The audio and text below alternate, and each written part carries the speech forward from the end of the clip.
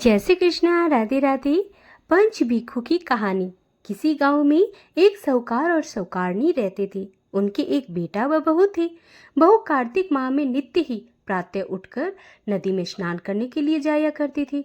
उसका नियम था, वो कार्तिक में राय दामोदर जी की भगवान के दर्शन से पहले वह किसी भी पराई पुरुष का मुंह नहीं देखती थी। उसी गांव में एक राजकुमार भी सुबह जल्दी सवेरे नदी में स्नान के लिए जाता था। एक दिन उसे लगा कि कोई मुझसे पहले जल्दी उठकर नहा लेता है। कार्तिक माह के 5 ही दिन बचे थे कि एक दिन साहूकार की पुत्र वधू तो स्नान करके वापस आ रही थी और उसी समय राजकुमार स्नान के लिए आया तो जल्दी जल्दी से साहूकार के पुत्र वधू के पांव की एक मोचड़ी वहीं छूट गई। राजकुमार ने उस मोचड़ी को उठा ली और सोचने लगा कि जिस स्त्री की ये मोचड़ी इतनी सुंदर है तो वह कितनी सुंदर होगी। उसने पूरे गांव में घोषणा करवा दी कि जिसकी ये मोचड़ी है वह 5 रात मेरे पास आएगी। साहूकार के पुत्रवधू ने कहलवा दिया कि मोचड़ी मेरी है, लेकिन मैं 5 रात नहीं आऊंगी, मैं सुबह ब्रह्म मुहूर्त में आऊंगी और किसी को साग भरने के लिए भी वहां पर बैठा देना। राजकुमार ने एक बोलने वाले तोते को पिंजरे में बंद कर नदी के किनारे पेड़ पर टांग दिया।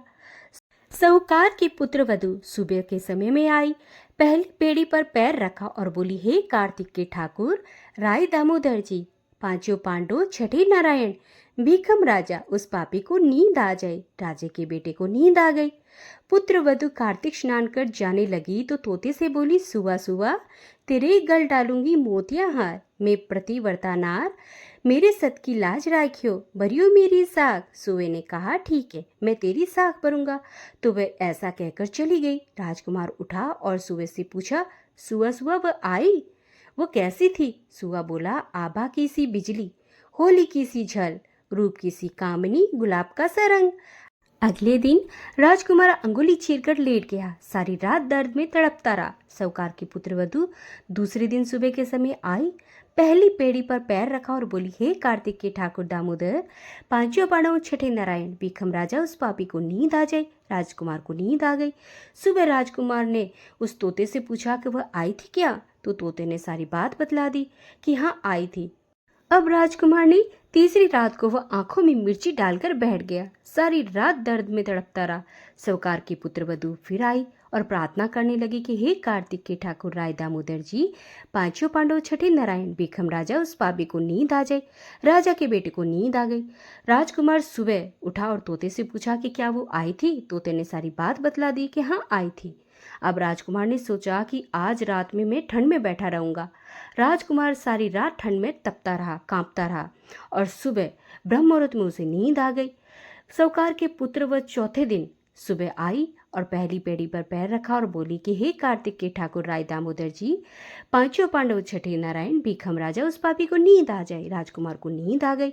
सुबह राजकुमार ने तोते से वही पूछा तो तोते ने भी साख भर दी और बोला कि हाँ वो आई थी। अब चारों रात तो निकल गई। राजकुमार ने सोचा आज तो आखिरी रात है, आज तो मैं मेरी अंगुली जला लूंगा, जलन से मुझे नींद नहीं आएगी। सारी रात जलन से तड़पता रहा। भगवान की कृपा से राजकुमार को सुबह आंख लग गई। साहूकार के पुत्र वधू 5वें दिन सुबह आई और पहली पेड़ी पर पैर रखा और बोली, हे कार्तिक के ठाकुर राय दामोदर जी, भगवान आपने मेरी इतने दिन लाज रखी है, आज भी रखना, उस पापी को नींद आ जाए। राजकुमार को नींद आ गई। साहूकार के पुत्रवधू ने तोते से कहा कि हे सुआ, उस पापी से कह देना मेरी मोचड़ी घर पहुंचा दे। राजकुमार हड़बड़ा कर उठा। राजकुमार ने तोते से फिर पूछा कि वह क्या आई थी। तोते ने सारी बात बतला दी और उसने अपनी मोचड़ी मंगवाई है यह भी कह दिया। राजकुमार को पतिव्रता स्त्री के सत को भंग करने का विचार करने से उसके कारण उसको कोढ़ हो गया। राजा जी ने राजकुमार का बहुत से वेदों से इलाज करवाया, परंतु कोई भी दवा का असर नहीं हुआ। राजा जी ने आचार्यों को बुलाया और पूछा कि तब आचार्यों ने बतलाया कि राजकुमार को प्रतिव्रता स्त्री का सत भंग करने का प्रयास किया था, उसी के पाप के फलस्वरूप इसका अंग अंग जल रहा है।